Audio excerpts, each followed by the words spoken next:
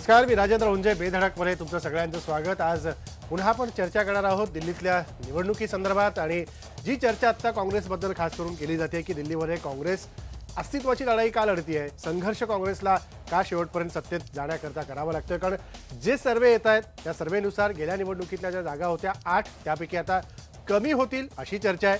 प्रचाराचं जोरदार सत्र आता सुरू होईल. गेल्या निवडणूक जाहीर झाली त्यानंतर 7 तारखेला आता मतदान होईल. मात्र काँग्रेसला ही लढाई का लढावी लागते आणि ज्या आधीच्या निवडणुका झाल्या विधानसभेच्या काही राज्यांमधल्या त्या ठिकाणी काँग्रेसची पडझड झालेली दिसली. मग त्याला जबाबदार स्थानिक नेते म्हणायचे की पक्ष ज्या प्रकारे नेत्यांवर जबाबदारी टाकतं ती जबाबदारी पूर्ण पार पाडत नसल्यामुळे ही अवस्था येते. अशी सगळी वेगवेगळी कारणं आणि त्याची मीमांसा या निमित्तानं आज करणार आहोत आपण. आपल्यासोबत आत्ता काँग्रेसचे आमदार प्रवक्ते भाई जगताप आहेत, भाजपचे प्रवक्ते केशव उपाध्याय आपल्यासोबत आहेत, बालचंद्र कांगो आहेत, कम्युनिस्ट नेते आपल्यासोबत, आणि दिल्लीवरून आपल्यासोबत आहेत ज्येष्ठ पत्रकार विजय नाईक देखील. ते देखील आपल्याला दिल्लीतली एकूण सगळी अवस्था आणि एकूणच काँग्रेसच्या बद्दल आत्ता सुरू असलेलं चित्र आणि काँग्रेस कशा संक्रमणातनं जाते किंवा काय गोष्टीला काँग्रेसची गरज आहे पुढे जाण्याकरता हे आपण बोलणार आहोत. भाई, सुरुवातच तुमच्यापासून, कारण ज्या प्रकारे दिल्लीतली आत्ता एकूण चर्चा काँग्रेसची आहे किंवा दिल्लीमध्ये परवा जी कार्यकारिणी तुमची झाली त्याच्यात देखील सोनिया गांधींकडून राहुल गांधींना अध्यक्षपद द्यावं का, राहुल गांधींचं नाव अधिकाधिक चर्चेत येत आहे. काय नेमकं काँग्रेसला करणं गरजेचं आहे आता? नाही, म्हणजे आपण काँग्रेसच्या पक्षाच्या याच्या बाबतीत बोलणार आहोत की निवडणुकांच्या बाबतीत? लोकांच्याही, कारण आता पक्ष म्हणून पण एका गोष्टीचा मला आनंद वाटतो की काँग्रेसशिवाय तुमच्या चर्चा काय पूर्ण होणार नाहीत. म्हणजे आज खरं तर काँग्रेस मागच्या झालेल्या निवडणुका 1 वर्षापूर्वी दिल्लीतल्या 8 जागा आमच्या होत्या. आता सर्वे सगळे दाखवतात आहेत की ते 8 जागा 5 पर्यंत येतील. हो, दाखवतात आहेत. आता असं आहे की सर्वे एक दिशानिर्देशक म्हणून आपण आतापर्यंत सगळ्यांनी मान्य केलंय, परंतु सर्वे हे पूर्णतः जर खरे असते तर मला असं वाटतं सगळ्यांनी सगळं हे करून त्यांच्याच ऑफिसमध्ये सगळे बसले असते, जे होणार नाही. एवढं नक्की की काँग्रेस 1 नंबरची जी लढाई म्हणतो आपण की किंवा भाजप बरोबर याची, त्या लढाईत कदाचित आम्ही नसू. त्याला कारण अनेक असू शकतील, परंतु एवढं नक्की की यावेळेला या दिल्लीच्या निवडणुकांमध्ये अंडर एस्टिमेटेड असा हे केलं जातंय, काँग्रेसच्या बाबतीमध्ये वक्तव्य केली जात आहेत. मला खात्री आहे मी कसलेही अशा वल्गना करणार नाही. ते काही सांगतात आहेत आम्ही 50 मिळून 40 मिळून, मी असं म्हणणार नाही. परंतु एवढं मात्र मी नक्की म्हणेन, मागच्या वेळेला ज्या 8 जागा मिळाल्या होत्या त्याच्यामध्ये काँग्रेसच्या जागा वाढतील असं माझं, मी स्वतः आता 2 दिवस मी सुद्धा दिल्लीमध्ये होतो आणि आमचे नेते अजय माखनांना ते तिथे पक्षाचे नेते आणि याचे आमचे दावेदार म्हणून आम्ही त्यांना हे केलेलं आहे. राहिली गोष्ट आपण ज्याचा उल्लेख केला, ती जी बैठक होती ती बैठक नेता निवडीची किंवा नेता हे चर्चा तर झाली त्या बैठकीत, कारण नंतर चर्चा झाली, तुम्ही केली, तुमचेच नेते करतात, मग आम्हाला करावी. आमच्या नेत्यांनी केलीच नाही, कुणीच मला तरी आठवत नाही. दिग्विजय सिंग वारंवार बोलतात. दिग्विजय सिंग असं म्हणतात की त्यांना, दिग्विजय सिंगने असं म्हणणं किंवा मी म्हणणं, उद्या भाई जगतापने असं म्हणणं की राहुलजींना नेतृत्व दिलं पाहिजे, व्हॉट्स रॉंग, काय चुकीचं काय? पण त्याचं इच्छा आहे, आमची आहेच की त्यांनी पंतप्रधान व्हावं असंही आम्हाला त्यावेळेला वाटत होतं. Nothing wrong in that. कुठतरी असं आहे की संघटनात्मक पातळीवर बदल हवा, संघटनात्मक पातळीवर बदल असेल. एक त्याला अनेक कारणं सुद्धा आहेत की मॅडम सोनिया गांधींची प्रकृती जी आहे ती पहिल्यासारखी नाही आहे. त्याच्याबद्दल जाहीर काही वक्तव्य करणं हे चुकीचं राहील, परंतु त्या आपल्या हे टिकवून आहेत, त्या आपल्या त्यांचं नेतृत्व जे आहे ते आम्ही सर्वोपरी आहे आमच्यासाठी. परंतु आज ह्या परिस्थितीमध्ये देशभरामध्ये फिरणं जे आहे किंवा निवडणुकीचा जो ताणतणाव आहे हा त्यांच्या प्रकृतीला हे होईल असं वाटत नाही. आणि म्हणून जर अशी काही वक्तव्य येत असतील जी की लोकशाहीला धरून आहेत, उद्या राहुल गांधींच्या बाबतीत म्हणत असतील, प्रियांका गांधींच्या बाबतीमध्ये अनेक वेळेला तिथल्या कार्यकर्त्यांनी आमच्या AICच्या समोर अगदी धरणं धरली, त्यामुळे नेतृत्वाबद्दल असं वाटणं ह्याच्यामध्ये काही चुकीचं आहे असं मला वाटत नाही.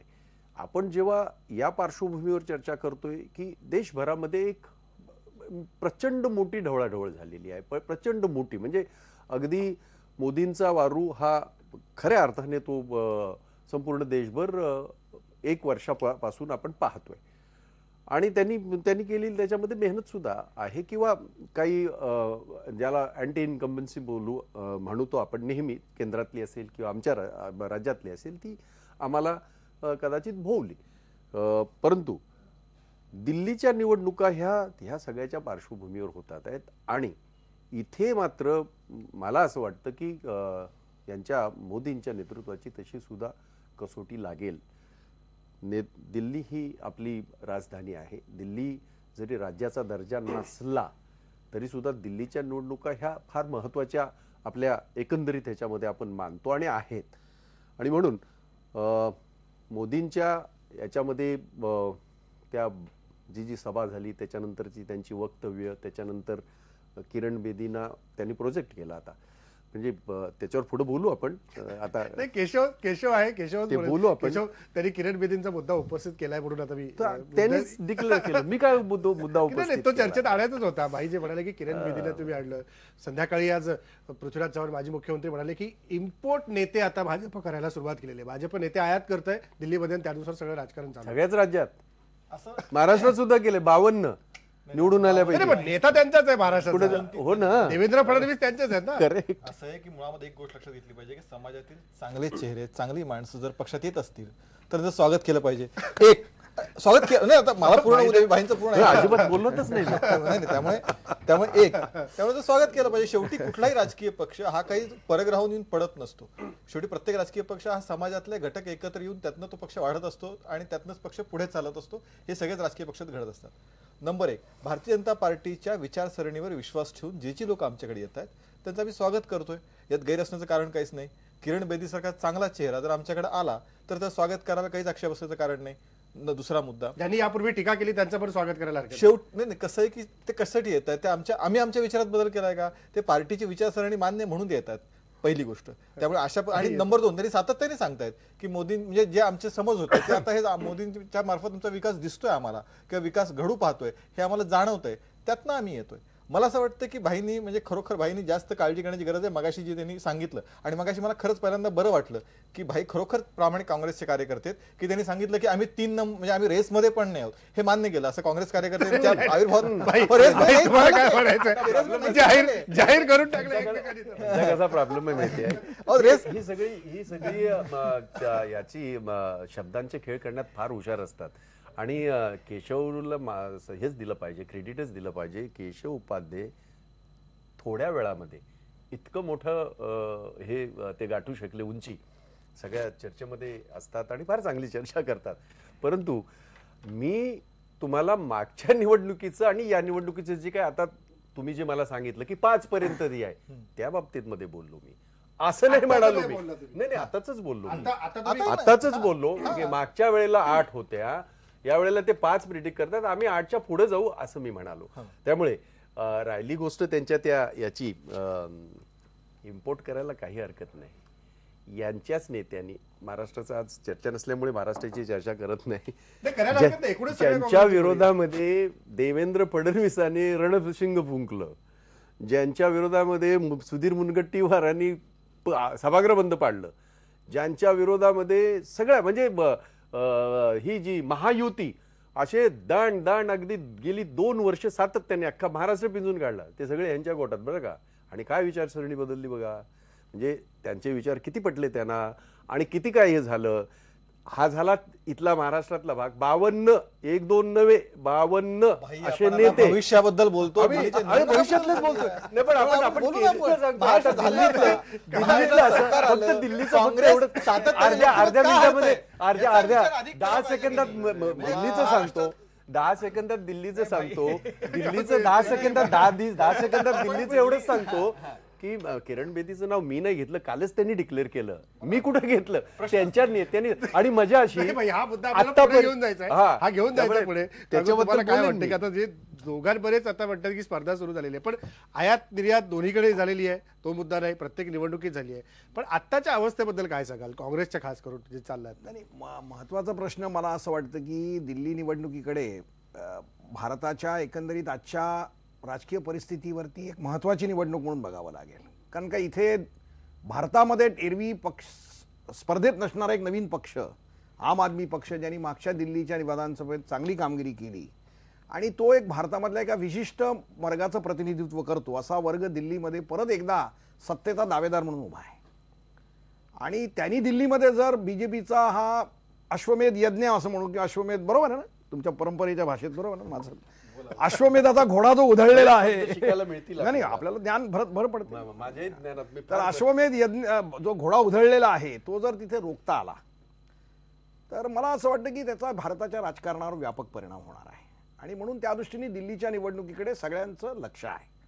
आणि म्हणूनच भारतीय जनता पार्टीला रिस्क घ्यायची नसल्यामुळे त्यांनी आपल्यावर टीका करणारे देखील पवित्र करून घेतलेले आहेत, हे आपण लक्षात घेतलं पाहिजे. घरवापसी नाही, ही घरवापसी नाही आहे. तो मुद्दा वेगळा आहे, तो त्या चर्चेत नको आणायला. म्हणून माझं काय म्हणणं आहे, भाई तो मुद्दा पूर्णच वेगळा आहे. म्हणून माझं काय म्हणणं आहे, तो मुद्दा वेगळा आहे. केशव उपाध्यांची दाद देतो आणि दिल्लीच्या पत्रकारांना सांगेन की किरण बेदीला त्यांनी विचारलं पाहिजे की भाजपचं सगळं तत्वज्ञान त्यांना मान्य झालं का, कारण आमच्याही ज्ञानात भर पडेल की किरण बेदी किती दावा हुशार करतात आहे. ते. कारण का पण एक लक्षात घेतलं पाहिजे, एकच मिनिटं घेतो, परंतु हा काही एक योगायोग नाही आहे की सर्वसाधारणपणे मिलिटरीमध्ये किंवा पोलीस खात्यामध्ये किंवा भारतीय नोकरशाहीमध्ये असलेले सगळे वरिष्ठ अधिकारी हे भारतीय जनता पार्टीच्या मध्ये जातात. हा योगायोगाचा भाग नाही आहे, तो त्यांचा वर्गीय चारित्र्याचा भाग आहे. हे आपण सामाजिक आणि वर्गीय चारित्र्य म्हणजे जाती आणि वर्गीय चारित्र्याचा तो भाग आहे, हे आपण लक्ष घेतलं पाहिजे. आणि म्हणून मला असं वाटतं की बेदींचं तिकडे जाणं अपरिहार्य होतं, हे तुम्ही लक्षात घ्या. आणि त्यामुळे म्हणून केजरीवालनी त्यांना आव्हान दिलेलं आहे. केशव उत्तर म्हणून असे 2-3 मुद्दे मला दिले पाहिजेत. मुळामध्ये पहिली गोष्ट की कांगो साहेब म्हणाले की ते जिंकण्यासाठी काही लढणार आहेत. आता मला वाटतं कांगोंचा पक्ष अतिशय छोटा असला तरी तो सुद्धा जिंकण्यासाठीच लढतो, तो काय हरण्यासाठी मला वाटत नाही ते लढतात. दुसरी गोष्ट, मग अशी फार तावातावानी मला भाई ज्येष्ठ आहेत आणि त्यांच्याकडे मी बऱ्याच गोष्टी शिकतोय, म्हणजे अगदी नाही सांगतोय. पण आता काँग्रेसच्या दिल्ली अध्यक्षांनी पराभवाच्या भीतीने तिकीट नाकारलं, दिलेलं तिकीट परत केलं की मला पराभव व्हायची भीती वाटते म्हणून तिकीट नाकारलं. त्यामुळे काँग्रेसची म्हणजे भाजपची चिंता करण्याऐवजी पहिली गोष्ट काँग्रेस पक्षाच्या परिस्थितीवर त्यांनी चिंता केली पाहिजे. मगाशी जो विषय सुरू केला म्हणजे लोकसभेनंतर काँग्रेसला ज्या पद्धतीच्या जागा मिळाल्यात ते लक्षात घेता मग महाराष्ट्र असेल, हरियाणा असेल, जम्मू काश्मीर असेल, सगळीकडचं काँग्रेसची त्याची चिंता त्यांनी केली पाहिजे. एक फक्त जाता सांगतो, म्हणजे आमच्या पक्षामध्ये कोण येतं काय येतं, पण किमान आमच्या पक्षामध्ये अशा पद्धतीने होत नाही. म्हणजे काँग्रेसमध्ये प्रियंका गांधीला उमेदवारी पुढे आणा अशी मागणी केल्यानंतर त्यावर कारवाई झाली त्या व्यक्तीवरती.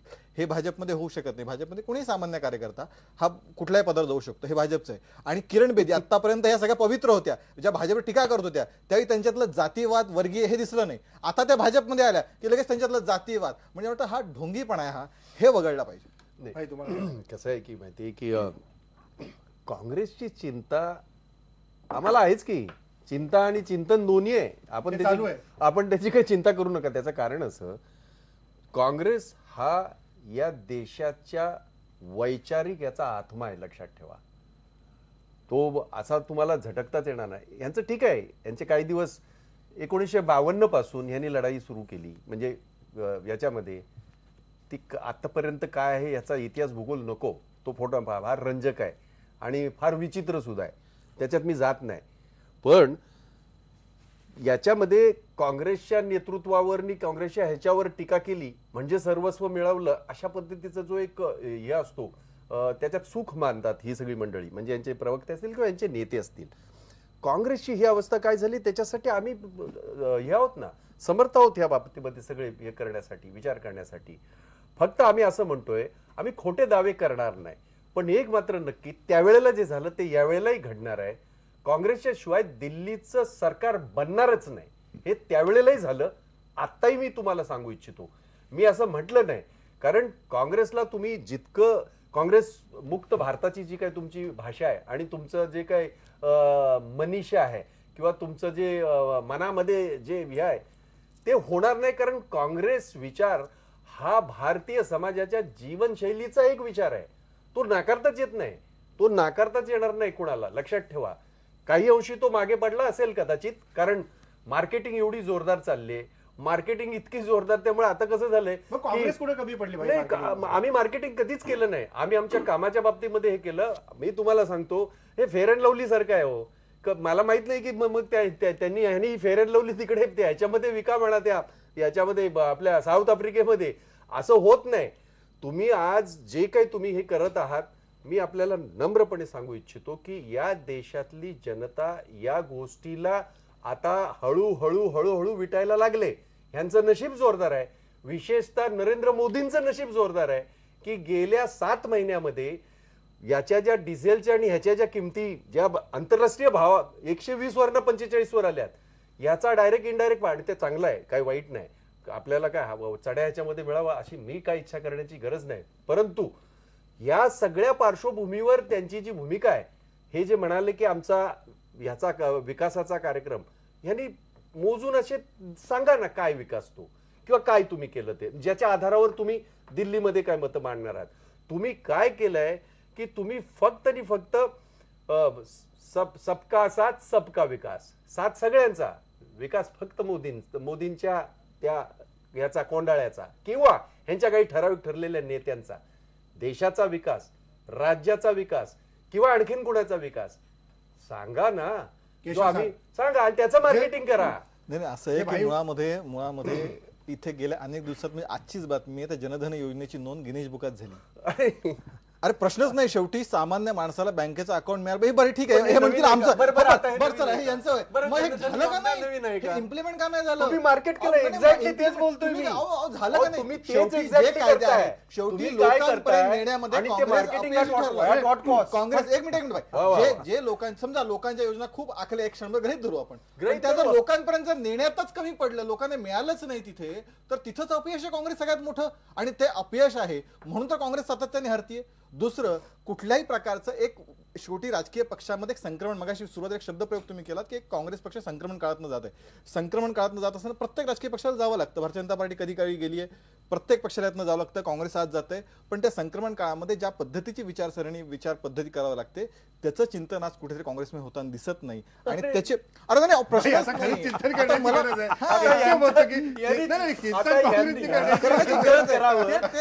ह्यांचं जे चिंतन आहे हे काँग्रेस करणार नाही, कारण ह्यांनी करू नये. काँग्रेसचा पिंड नाही, भारतीय जनता पार्टीसारखा शिस्तबद्ध चिंतन करणं काँग्रेसचा पिंड नाही. त्याचं कारण असं आहे की आजही देशाचे पंतप्रधान ज्या पद्धतीची भाषा परवाच्या दिवशी त्या ह्याच्यामध्ये जे दिल्लीमध्ये वापरली गेली, मला वाटत नाही काँग्रेस सोडून इतर सुद्धा 7 पंतप्रधान झाले या देशाचे, इतर सुद्धा अगदी अटल बिहारी वाजपेयींसारखा माणूस सुद्धा पंतप्रधान झाला. पण जी भाषाशैली देशाच्या पंतप्रधानाने जी वापरली त्यावेळेला ती इतकी खालच्या दर्जाची होती. पंतप्रधान आहेत म्हणून मी त्याच्यापेक्षा जास्त मला खाली जाता येत नाही, मी जाणार नाही ते गेले तरी, परंतु हे कधीही देशाच्या सुसंस्कृत माणसाला मान्य होणार नाही. तुम्हाला त्याचं भोगलं आम्ही भोगलं त्याचं.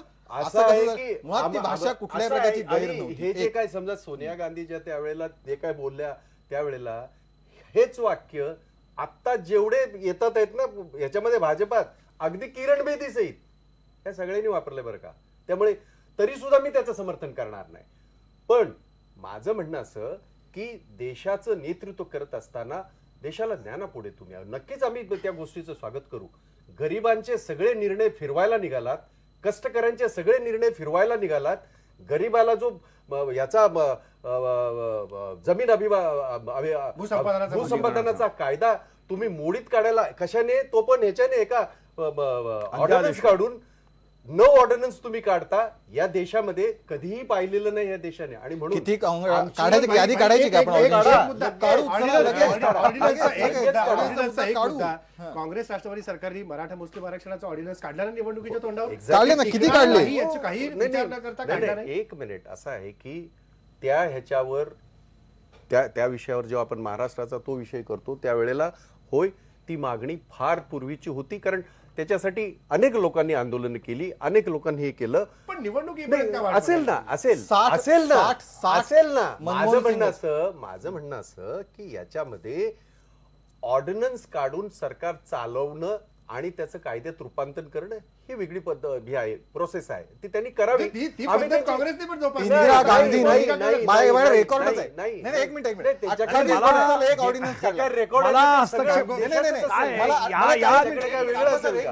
दर 28 दिवसाला इंदिरा गांधीने एक ऑर्डिनन्स काढला. मी अगदी रेकॉर्ड सहित सांगतो. म्हणजे ह्यांनी टीका जरूर करावी. मग आता इंदिरा गांधींचं म्हणजे इंदिरा गांधींच्या वेळी तर केवढं बहुमत विरोधी पक्ष तर सामान्य होता. आता राज्यसभेत आमचं बहुमत नाहीये, ही परिस्थिती राज्यसभेत कामकाज करू देत नाहीयेत.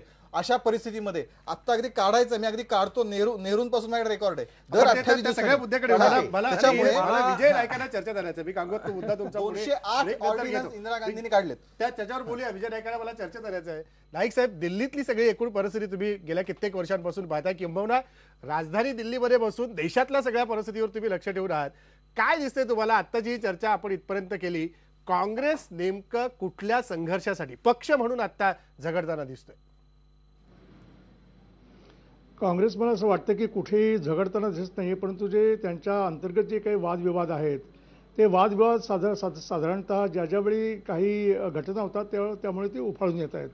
आता दिल्लीच्या निवडणुकांकडे आपण जर पाहिलं तर याच्यामध्ये कृष्णा ज्या आहेत साई त्यांनी पक्ष सोडला आणि पक्ष सोडून भाजपमध्ये त्या ताबडतोब जॉईन झालेल्या आहेत. दुसरी गोष्ट सांगायची म्हणजे काँग्रेसमध्ये देखील ज्यावेळी काँग्रेसची राजकीय साधारणतः त्यांची प्रतिमा चांगली होती आणि निवडणूक जिंकण्याची त्यांची शक्यता होती, त्यावेळी भाजपतूनही काँग्रेसमध्ये काही मंडळी गेलेली आहेत. त्याचप्रमाणे आता दिल्लीचं जे निवडणुका आहेत त्या निवडणुकांमध्ये भाजप सत्तेवर येणार असं दिसताच काँग्रेसमधूनही काही मंडळी, तसंच आप पक्षातूनही बरीचशी जवळजवळ 4 नेते आज भाजपमध्ये आलेले आहेत आणि त्यांना भाजपने तिकिटे दिलेली आहेत. गेल्या वेळी आपल्याला आठवत असेल की 2009मध्ये जेव्हा 2013मध्ये इलेक्शन झालेली होती त्यावेळी देखील काय झालेलं होतं, त्या काँग्रेसला त्यावेळी 8 साधारणतः जागा मिळालेल्या होत्या आणि त्याच्या पूर्वीच्या ज्या 2008मध्ये निवडणुका झालेल्या होत्या त्यामध्ये काँग्रेसला 41 जागा मिळालेल्या होत्या. असं आपण जर पाहिलं तर आता काँग्रेसची जी परिस्थिती आहे ती प्रत्येक वेळी ज्यावेळी काँग्रेसचा पराभव होतो, मग ती विधानसभेची निवडणूक असो अथवा लोकसभेची निवडणूक असो अथवा अन्य निवडणुका असो, त्या ठिकाणी काँग्रेसची वर्किंग कमिटीची बैठक होते, परंतु बैठकीमध्ये आत्मचिंतन हे व्हायला पाहिजे ते आजपर्यंत बऱ्याच वेळा झालेलं नाही आहे. आणि त्या आत्मचिंतनामधून पुढे काय करायचं, काँग्रेस पक्ष कसा सुधारायचा या बाबतीमध्ये जी काही अंमलबजावणी करावी लागते ती अध्यक्षांनी गेली अनेक वर्ष केलेली नाही आहे. मी जे पाहतोय ते राजीव गांधींचा जमाना असो किंवा इंदिरा गांधींचा जमाना असो किंवा तीच कारकीर्द असो, त्या कारकिर्दीमध्ये राज्यामध्ये जी प्रांताध्यक्ष होते ते प्रांताध्यक्ष आणि मुख्यमंत्री हे पंखाखालील माणसं असलेली किंवा त्यांचा कुठल्या प्रकारे प्रभाव त्या ठिकाणी कधीही पुढे उपस्थित होणार नाही आणि ते केंद्राला किंवा केंद्रीय नेतृत्वाला कधी चॅलेंज करू शकणार नाही, अशाच व्यक्तींना काँग्रेसने वारंवार पुढे आणलेलं आहे. आणि त्याच्यामधून काँग्रेसचं जे काही वैचारिक आणि त्या राज्यामध्ये जे खच्चीकरण झालेलं आहे ते खच्चीकरणाची प्रतिक्रिया गेले जवळजवळ 20 ते 30 वर्ष चालू आहे. त्यातून काँग्रेस पक्ष आजही उभारलेला नाही आहे. आज आपण जे पाहतो आहोत त्यामध्ये देखील 15 वर्ष दिल्लीमध्ये काँग्रेस सरकार होतं आणि त्याचवेळी दिल्लीमध्ये देखील काँग्रेसचं सरकार होतं. दोन्ही सरकार असल्यानंतर देखील काँग्रेस पक्ष खरं सांगायचं म्हणजे त्यांनी देशाला किंवा दिल्लीला देखील अनेक गोष्टी द्यायला पाहिजे होत्या किंवा त्यांची प्रतिमा जी आहे ती सुधारायला पाहिजे होती, परंतु 15 वर्षानंतर परत एक अँटी इन्कम्बन्सी.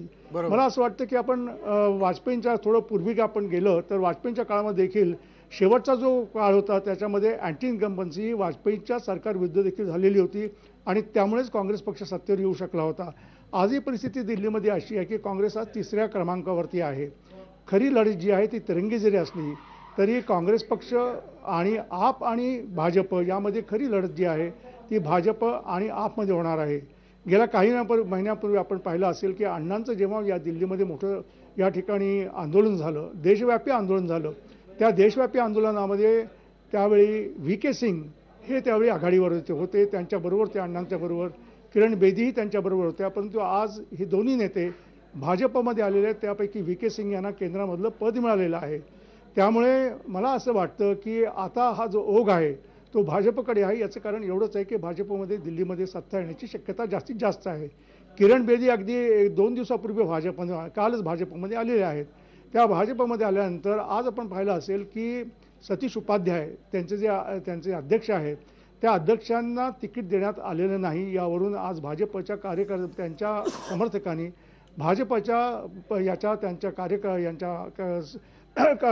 त्यांच्या ऑफिसवर मोठे निदर्शने केली आणि त्यामुळे भाजपमध्ये देखील परिस्थिती आज अशी आहे की बाहेरच्या लोकांना भाजपमध्ये आणलं जात आहे. त्यांची प्रतिमा काय आहे हे न पाहता त्यांना पक्षामध्ये प्रवेश दिला जात आहे आणि त्यामुळे पक्षामध्ये त्यांच्या अंतर्गत तुम्ही म्हणता तसं कार्यकर्त्यांमध्ये अंतर्गत धुसफूस जी त्यांच्या सुरूच आहे. अंतर्गतच म्हणजे भाजपामध्ये काही मुद्द्यावर बोलायचं आहे मला. ब्रेकची वेळ झालेली आहे माझी, त्यामुळे ब्रेक घेऊ आणि ब्रेक नंतर अंतर्गत धुसफूस जी आहे तीच कुठतरी पक्षाला एका झगड्याच्या अवस्थेमध्ये आणि अंतर्मनामध्ये जे सगळं सुरू आहे त्यातून चिंतन करायला लावते का, याविषयी बोलायचं ब्रेक नंतर.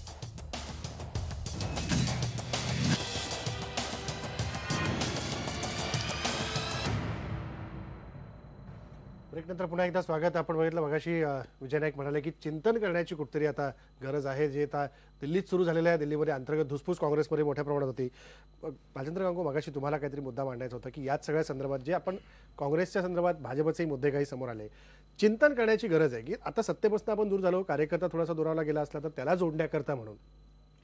मला असं वाटतं की नरेंद्र मोदी सरकार आल्यानंतर अनेक प्रश्न निर्माण झालेले आहेत की ज्याच्यावरती लोक रस्त्यावर उतरून आंदोलन करण्याची भूमिका घेत आहेत. इंदिरा गांधींचा पराभव झाल्यानंतर मला आठवतं की बेलशीचं हत्याकांड झालं तेव्हा सगळं सोडून इंदिरा गांधी पूर्ण देशाला मोबिलाईज करून आक्रमक पद्धतीने त्याला भिडल्या होत्या. ही आक्रमकता काँग्रेसने आज कुठेतरी गमावलेली आहे. काँग्रेसचा कुठलाच नेता जनतेच्या प्रश्नावरती रस्त्यावर उतरून काही करतोय आंदोलन किंवा ते आंदोलन मोठं व्हावं असा प्रयत्न करत नाही. आणि मला असं वाटतं ही काँग्रेसची वैचारिक आणि संघटनात्मक अडचण आहे की त्यांची जी व्यूहरचना इतके वर्ष होती, या देशामध्ये सत्तेकडे नेण्याचा मार्ग जो होता तो उद्ध्वस्त झालेला आहे. म्हणजे बहुसंख्य आपल्याबरोबर राहणारच आहेत आपल्या आर्थिक धोरणामुळे आणि बाकीच्या परंपरेमुळे, काँग्रेसच्या चळवळीमुळे, विचारसरणीमुळे, आणि मग अल्पसंख्याकांना बरोबर घेऊन आपण एक अपेक्षित मतं घेऊ, ही जी व्यूहरचना होती ती आता पूर्णपणे मागच्या त्यांच्या सगळ्या कारभारामुळे लोकांचा जो भ्रमनिरास झालाय त्याच्यामुळे उद्ध्वस्त झालेली आहे. आणि अशा वेळेस आपण कुठली रचना केली पाहिजे, कशा पद्धतीने आलं पाहिजे ह्याचा विचार काँग्रेसमध्ये होत नाही अशातला भाग नाही. ए.के. अँटनींनी जो रिपोर्ट दिलेला आहे तो त्या चिंतनाचाच भाग आहे. तो ते स्वीकारतील की नाही त्या गोष्टीचं वेगळं आहे. पण मला स्वतःला जे जाणवतंय असं आहे की विरोधी पक्षाला, ज्याला कोणी विरोधी पक्ष म्हणून उभं राहायचं आहे आणि काम करायचं आहे, त्यांनी सरकारच्या जनताविरोधी धोरणांविरुद्ध पटकन रस्त्यावर उतरण्याची क्षमता दाखवली पाहिजे. आणि ती क्षमता आज विशिष्ट विचारसरणीशी काँग्रेस आज बांधिलकी असल्यामुळे गलित गात्र झाल्यासारखं मला असं वाटतं. म्हणजे मला असं वाटायचं की मनमोहन सिंग एका विशिष्ट परिस्थितीमुळे हुशार असून निर्णय घेऊ शकले नाहीत म्हणून आपण असं म्हटलं की पॉलिसी पॅरालिसिस आहे. तसं मला असं वाटतं की काँग्रेसला सध्या वैचारिक पॅरालिसिसचा सामना काँग्रेस करतीये. वैचारिक पॅरालिसिसचा सामना काँग्रेसला करावा आणि लागतो. त्याच्यामधून ते लवकर बाहेर यावी अशी सुदृढ लोकशाही ज्यांना पाहिजे त्यांची अपेक्षा. काय कांगोंचं काय आमच्याबरोबर राहिलेले आहेत सरकारमध्ये सुद्धा, म्हणजे बाहेरून पाठिंबा देऊन काही वैचारिक आमची ही आहे, सांगड आहे काही बाबतीमध्ये. पूर्णतः डावी नसेल आणि करताच येत नाही. भाई तुम्ही डावीकडनं तर खूप लांब सरकलात ना. त्यामुळे वाटले नाही. मी म्हटलं हे बोलले कसे नाही, आपण आज जरा हा विषय इकडचा घेऊया. मग आता कारण हे उजवीकडे हे असल्यामुळे गडबड आहे सगळी. म्हणून मध्यात अडचण अशी आहे, काय करायचं, मध्यात जाऊया. डावं उजवं काहीच नको करायला. काँग्रेसच्या प्रकृतीप्रमाणे मध्येच बसले. नाही, डावं उजवं काय करायला इथे सुद्धा बसताना ते प्रकृतीप्रमाणे मध्ये बसले. त्यांचा काँग्रेस पक्ष इतका उजवीकडे सरकला आहे की त्याला आता उजव्याना विरोध करण्याची अडचण झालेली आहे. ही खरी पंचायत आहे. नेमकी काय परिस्थिती काँग्रेसची? परंतु आपण संघटनात्मक ज्या गोष्टी कांगोनी ज्या या ठिकाणी सांगितल्या, मग त्या इंदिरा गांधींच्या पहिल्या पराभवाच्या नंतरच्या असतील किंवा त्याच्यानंतर आता अलीकडे झालेल्या ह्या लोकसभेच्या पराभवाच्या असतील किंवा विधानसभेच्या पराभवाच्या असतील, असं आहे की या प्रत्येक गोष्टीमध्ये ज्या वेळेला अगदी कॉर्पोरेशनच्या जरी निवडणुका जरी हारलो किंवा मग जिल्हा परिषदेच्या, तरी त्याच्यावर विचार होतोच होतो आणि हा प्रत्येक पक्षाने करावाच लागतो, जो आम्ही सुद्धा करतो. आता असं आहे की यांनी ह्या सगळ्या गोष्टीकडे कसं पाहावं आणि आम्ही येऊ घातलेल्या संकटाला सामोरं जाण्यासाठी कसं जायला पाहिजे. कारण एक गोष्ट आपल्याला मान्य करावी लागेल, 1986 नंतर देशामध्ये बहुमताचं पहिलं आणि ते पाशवी बहुमत मत आहे हो. महत्वाचं असं आहे की तुम्ही आम्ही ज्या लोकशाहीचे हे आहोत, घटक आहोत, त्या लोकशाहीच्या बाबतीमध्ये त्याला कुठं धक्का लागता कामा नये. त्यासाठी जी काही तुम्हाला पावलं उचलायला पाहिजेत त्या दृष्टीने हा जो विचार आहे हा फक्त ह्याच्या काँग्रेसच्या नुसता पराभवाचा नाही. आज ज्या पद्धतीची काही निर्णय प्रक्रिया असेल किंवा आणखीन काय असेल, गरिबांचे झालेले निर्णय, कष्टकऱ्यांचे झालेले निर्णय, शेतकऱ्यांचे झालेले निर्णय, आज जर 7 महिन्यामध्ये काय झालं असेल तर याच्यामध्येच फक्त बदल आले. आणि हे सगळे निर्णय एक माणसासाठी ऑस्ट्रेलियामध्ये याचा SBIचा हे जातो, चेअरमन जातो आणि त्याला 100 बिलियनचं पास होतं.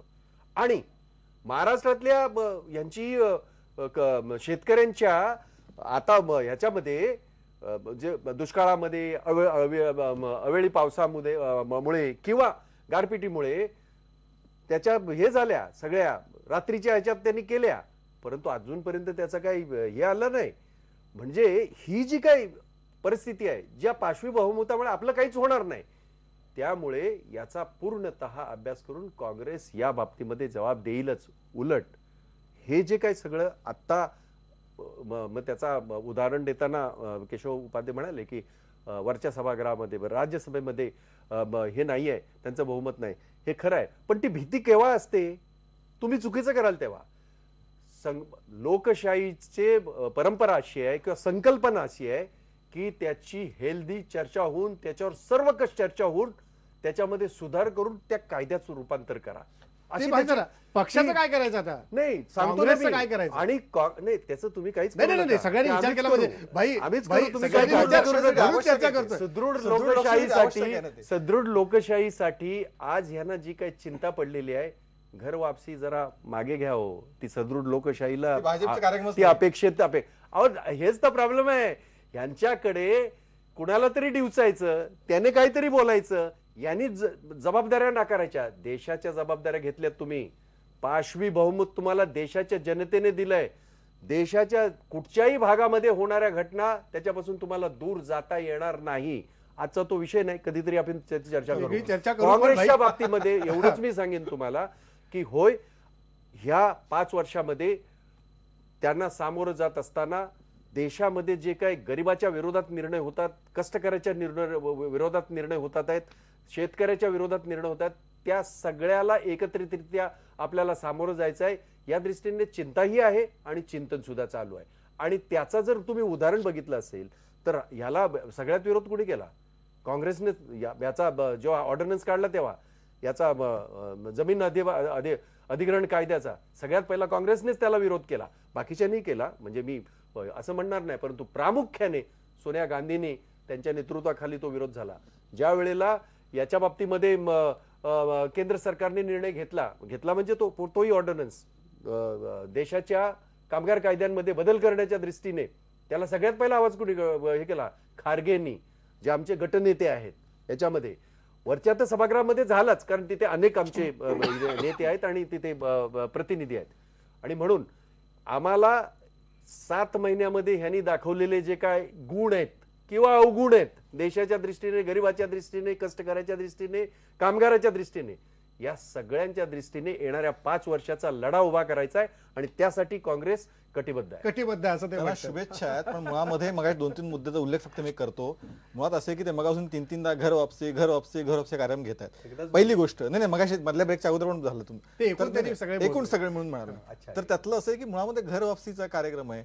एक घटना कुठेतरी घडली, मुळात भाजपचा त्या कार्यक्रमाशी संबंध नाही, तरी सुद्धा ते लगेच ते हिंदूंच्या घ्याच्यात काही झाले की लगेच त्याहून घर वापसीहून टीका राज्यसभा बंद पडली. आता माझा पूर्ण होऊ दे. दुसरा बरं त्यातनंच चला घर वापसी कार्यक्रम नकोय ना, चला धर्मांतर आपण धर्मांतर करण्याची बंदी करण्याचा कायदा करायला आहे काँग्रेस तयार? तर काँग्रेस बोलायला तयार नाही.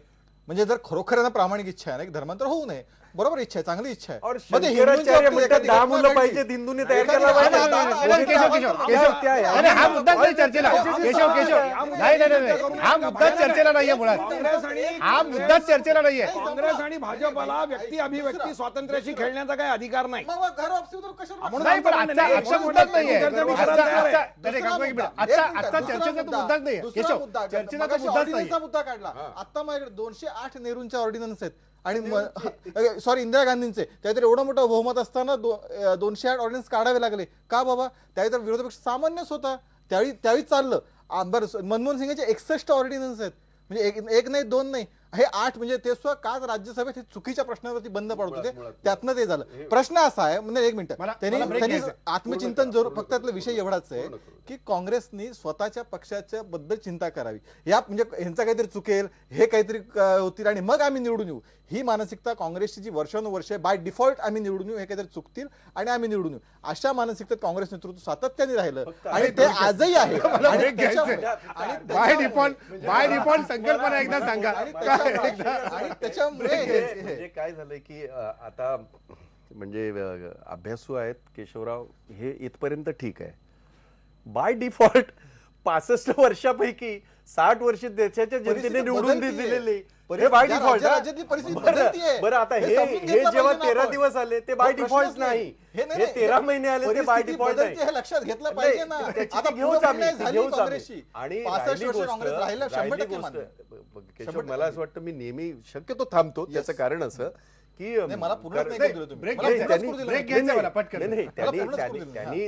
त्यांनी जे काय जेवढ्या गोष्टीचा या ठिकाणी उल्लेख केलेला आहे त्यांना जनतेनेच हे केलेलं आहे आणि ते आम्ही मान्य केलेलं आहे.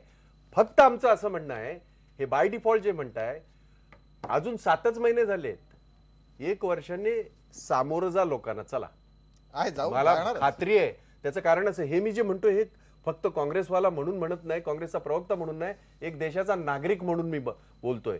आणि या देशातला जर शेतकरी नाही उभा राहिला, या देशातला कष्टकरी यांच्या विरोधात जर नाही उभा राहिला, या देशातला गरीब जर यांच्या विरोधामध्ये नाही उभा राहिला, तर मी काहीही, माझंही राजकारणामध्ये झालं की 33 वर्ष आणि आम्ही ते पाहिलं ना सगळं राजकारण. हे बाय डिफॉल्टचं आहे ना, हे बाय डिफॉल्ट हा शब्द या देशाची जनता त्याला मला आनंद आहे की लोकमान्य गरीब शेतकरी कष्टकऱ्यांबद्दल बोलायला लागले.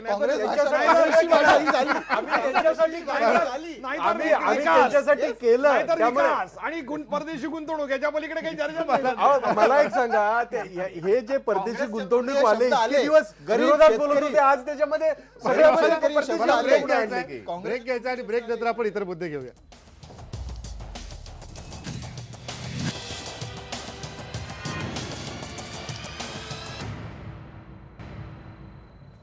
ब्रेकनंतर स्वागत. शेवटचे काही मिनिटं आहेत. शेवटचा एक प्रश्न फक्त 3 पाहुण्यांना मला विचारायचा आहे. भाई, सुरुवात तुमच्यापासून करतो आणि मग नायकांकडे मी जाईन की काँग्रेसला आता खरी उभारी घेण्यासाठी, म्हणजे थोडीशी काही निवडणुकांमध्ये ज्या काही पडझड झाली, पक्षामधले काही नेते पराभवाला त्यांना सामोरं जावं लागलं, लोकसभेपासून ते आता काही राज्यातल्या निवडणुकांपर्यंत, नव्या नेतृत्वाच्या उभारीसाठी आता कुठतरी काँग्रेसमध्ये हालचाली होणं गरजेचं आहे. एक जी अंतर्गत आवाज येतोय त्याच्यामध्ये. नाही, असं काहीच नाही. नेतृत्व तेच राहील आणि त्याच नेतृत्वाखाली आम्ही पूर्णतः देशभर भूसंपादनाचा जो कायदा आहे त्याच्या बाबतीमध्ये या सरकारने घेतलेला निर्णय असेल किंवा ह्या सगळ्यांचा जो एकंदरीत अन्वयार्थ जो निघतोय, गरिबासाठी आम्ही जी अन्न सुरक्षा हे आणलं, त्याच्यावर जे संकट आणण्याचा जो प्रयत्न चाललेला आहे, अजून त्याच्यावर काय ऑर्डिनन्स वगैरे निघाला पण तो इनडायरेक्टली तो आहे, त्या कायद्याच्या बाबतीमध्ये तो हे करत आहेत, त्याच्या बाबतीमध्ये आम्ही हे करत आहोत, विरोध करणार आहोत. देशाचा कणा आणि आत्मा असलेला कामगार वर्ग जो आहे त्याच्यासाठी इतकी वर्ष, म्हणजे 67 वर्षामध्ये जे काही कायदे झाले ते कायदे सगळे गुंडाळून बासनामध्ये ठेवून जे यांच्या उद्योगपतींना फ्रेंडली कायदे, मी फिकीचं प्रेझेंटेशन पाहिलं, मी ते आहे त्याच्यावर वेबसाईटवर अवेलेबल आहे. आणि त्यांनी म्हणजे हायर अँड फायर हे म्हटलं नाही, पण त्यांना अमेरिकेकडे बोट दाखवताना, ओबामाकडे बोट दाखवताना आम्हाला सगळं तसंच पाहिजे अशा प्रकारची त्यांनी मागणीच केलेली आहे. आणि ती मागणी करत असताना दुर्दैवाने हे सरकार त्या गोष्टीकडे वळतंय आणि झुकतंय. या सगळ्याच्या विरोधामध्ये काँग्रेस हे करेल आंदोलन देशभर, कारण हा प्रश्न काही कुठच्या एका राज्याचा नव्हे किंवा कुठच्या याचा नाही, या देशाच्या अगदी. आणि तो कार्यक्रम सुद्धा आमचं काय झालं, 28 फेब्रुवारी पर्यंत आमचा देशभर जो प्रतिवर्षी असतो आमच्याकडे याचा सदस्य नोंदणीचा कार्यक्रम जो आहे तो सध्या चालू आहे 28 याच्यापर्यंत. त्यानंतर प्रत्येक राज्याला, प्रत्येक जिल्हा पातळीवर, तालुका पातळीवर ह्या सगळ्या प्रश्नांना घेऊन आम्ही आंदोलन उभं करणार आहोत. की काँग्रेसला नव्या नेतृत्वाची आता खरंच गरज आहे का? अगदी थोडक्यात. आणि मी आधी म्हटल्याप्रमाणे मला वाटतं हा नेतृत्वापेक्षाही काँग्रेसच्या निश्चित अशा वैचारिक भूमिकेचा जो अभाव आहे तो दुरुस्त करण्याचा प्रश्न आहे. भाई बोलतायत ते कामगार नेते असल्यामुळे त्यांना या सगळ्या प्रश्नांची जाणीव आहे म्हणून ते बोलतायत आणि त्या दृष्टीने काँग्रेसचा प्रवास झाला तर आनंदच होईल. परंतु तसा झालेला नाही. सत्तेत असताना डावे पक्ष जेव्हा काँग्रेसबरोबर नसते तेव्हा काँग्रेसनी ज्या वर्गाचा प्रतिनिधित्व करण्याचा कारभार केला आणि ज्या आर्थिक सुधारणांचा एवढा डंका मोदी पेटवत आहेत त्याचे प्रणेते कोण होते ह्याचा विचार जर भाईनी केला तर भाईंच्या अडचणी लक्षात येतील. म्हणून त्याच काळामध्ये हे सगळे कायदे आणले, काँग्रेसला गरिबाचा जो कायदा आणला हे सगळे त्याच काळात ते आणले. सांगण्यात काँग्रेस कमी पडली असं असं काँग्रेस सांगण्यात म्हणायचं. आम्ही मार्केटिंग मध्ये कमी पडलो, आम्ही मानतो. मार्केटिंग आम्ही मध्ये marketing मध्ये कमी पडलो. साहेब तुम्ही जेव्हा कुठली एखादी गोष्ट करता तेव्हा ती नाईलाज म्हणून करता का विश्वास म्हणून करता हा प्रश्न आहे. काँग्रेसने अनेक देशाच्या गोष्टी नाईलाज म्हणून जनतेसाठी केलेल्या नाही, आहेत. अजिबात नाही. अविश्वास हा अजिबात महत्वाचा नाही. मुद्दा आहे. हा मुद्दा पुढे तुम्ही चर्चेला काँग्रेसचा पाठिंबा काढून घेतल्यानंतर सुद्धा तुम्ही त्याच्यानंतरचे कायदे सगळे, अन्न सुरक्षा त्याच्यानंतरचा कायदा, जमीन अधिग्रहणाचा कायदा तुम्ही पाठिंबा काढल्यानंतरचा आहे. आणि याच्यामध्ये कामगार क्षेत्रामध्ये कामगार कायद्यांमधला बदल हा सुद्धा तुम्ही पाठिंबा काढल्यानंतरचा आहे. कांगोजी, हा तुम्हालाही माहिती आहे. त्यामुळे चर्चा बरीच पुढे जाईल कारण वेळ संपत आला. शेवटी मला नाईक साहेब तुम्हाला विचारायचं की ज्या प्रकारे आता काँग्रेसमधली अंतर्गत धुसफूस मागासची चर्चा आपण ऐकतोय, काय तुम्हाला वाटतं की काँग्रेसला आता खरी नव्या नेतृत्वाची गरज आहे एक उभारी घेण्यासाठी, काँग्रेसमधल्या कार्यकर्त्यांना पुन्हा एकदा जोमानं कामाला लावण्यासाठी? एक कामाला लावण्याचं जे काम आहे ते सोनिया गांधी आणि राहुल गांधी यांनी करायला पाहिजे, परंतु त्याचा काही कुठल्या प्रकारचा पुरावा आतापर्यंत दिसत नाहीये. दुसरं मला भाईंना मला सांगायचं असं आहे की कामगार संघटना ज्या आहेत त्यांचं खच्चीकरण सातत्यानं काँग्रेस पक्षाने गेली अनेक वर्ष केलेलं होतं. इंदिरा गांधींच्या काळापासून जेव्हा जॉर्ज फर्नांडिस असो की दत्ता सामंत असो किंवा ज्या कामगार संघटना होत्या किंवा इंटक असो यांचं खच्चीकरण शेवटी काँग्रेसनेच केलेलं आहे. आणि आज जो कामगार वर्ग देशामध्ये कुठेच उभा राहिलेला नाहीये. डावे पक्ष असो, डाव्या पक्षांना देखील काँग्रेसने वेठीस धरलेलं होतं, त्यांना बरोबर घेतलं पण त्यांना नंतर नाकारलं. आणि मला आठवतं की राजीव गांधी यांनी संसदेमध्ये राज्यसभेमध्ये समर गुहा जे होते आणि त्यांना सांगितलेलं होतं की तुमच्या if you want to go you go to your fatherland. म्हणजे डाव्या पक्षांना काही वेळेस इंदिरा गांधी जेव्हा ब्रेझनेव होते तेव्हा डावे पक्ष त्यांच्या जवळचे होते. इंदिरा गांधी ब्रेझनेवच्या जवळ होत्या त्यामुळे त्या दिल्ली याच्यामधल्या CPM किंवा डावे पक्ष जे होते त्यांचं त्यांनी कुठल्या प्रकारे त्यांनी काही फारसा मान दिलेला दिसत नाहीये. दुसरी गोष्ट आपण आता सांगायची ती अशी आहे की काँग्रेसमध्ये मी जे पाहतोय गेले काही वर्षामध्ये, गेले 4-5 वर्ष राहुल गांधी यांनी संसदेमध्ये देशामधल्या वेगवेगळ्या प्रश्नांवरती कधी तोंड उघडलेलं नाहीये. किंवा सोनिया गांधी आणि अशा रिपार्टी मी ज्या पाहिलेल्या इंदिरा गांधी आणि विरोधी पक्षांच्या अशा रिपार्टी कुठेही होत नाहीयेत. त्यामुळे मला असं वाटतं की आज काँग्रेसची अवस्था ती अतिशय झालेली आहे, ती अतिशय दुर्दैवी अशी अवस्था आहे. या देशाला काँग्रेसची आवश्यकता आहे, मी हेही मानतो. आणि हेही मानतो की आज भाजप हा काही सर्वव्यापी किंवा पॅन इंडिया असा पक्ष बनलेला नाहीये. आणि इतर राज्यांमध्ये जे काही प्रादेशिक पक्ष आहेत त्यांचाही आज या ठिकाणी स्थान आहे. परंतु याचा अर्थ असा नव्हे की काँग्रेस पक्ष आज फक्त 42 किंवा 41 जागा जिंकून जो त्या ठिकाणी संसदेमध्ये आलेला आहे, संसदेमधलं त्यांचं जे हे आहे त्यांची जी कारकीर्द आहे ती पण फार काही वाखाणण्यासारखी नाहीये. नाईक साहेब आपल्या ज्येष्ठत्वाचा पूर्ण आदर ठेवून आपण ज्या संघटनांची नावं घेतली ती इंटकची निर्मिती ही काँग्रेसनेच केली 1885 साली. फक्त आपल्याला माहित असेलच, मी सांगण्यात बरोबर आहे. म्हणजे मी फार ज्युनियर आहे. आणि ज्या जमीन अधिग्रहण कायद्याचं जे हे झालं ते राहुल गांधींनीच मांडलं नाही, त्याच्यावर पूर्णतः राहुल गांधींनीच केलं. ज्या अन्न सुरक्षा कायद्याच्या बाबतीमध्ये मी जो उल्लेख केला त्याचं सुद्धा राहुल गांधीनेच त्या ठिकाणी हे केलं त्या संसदेमध्ये. नाईक साहेब अगदी थोडक्यात तो सुद्धा आमच्या नाईक साहेब माझा वेळ संपला. अगदी थोडक्यात कुठल्याही प्रकारची साधारणतः भूमिका घेण्याचं राहुल गांधी का नाकारतात? घेतली नाही हे सगळे कायदे. हाच खरा मुद्दा आहे. शेवटी मला हाच खरा मुद्दा आहे. हाच खरा मुद्दा आहे की काँग्रेसमधले नेते कुठलीही भूमिका घ्यायचं का नाकारतात असं विजय नाईक म्हणतात. त्यामुळेच आता कार्यकर्त्यांना गरज आहे की आपल्या नेत्यांनी भूमिका घ्यावी आणि आम्हाला कुठतरी पुढे नेण्यासाठी आधार द्यावा. हीच चिंतनाची काँग्रेसला गरज आहे. इथंच थांबू, पहा फक्त IBN.